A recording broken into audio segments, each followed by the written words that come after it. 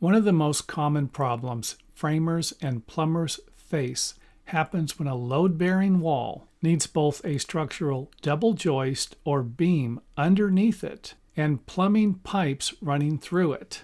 If you don't plan for this, you could end up with pipes sticking out of your walls or ruining your cabinet layouts.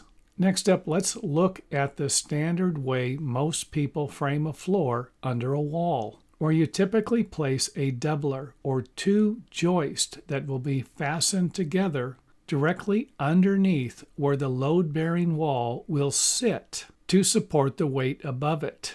And the easiest way to fix this will be to block between the joist so that you can transfer the load above to the joist on each side. So you're still, in effect, going to have a double joist, transferring the weight from above to the building foundation. However, it wouldn't be a bad idea to check with your structural engineer, because sometimes there might need to be a structural beam, or they might want the double joist.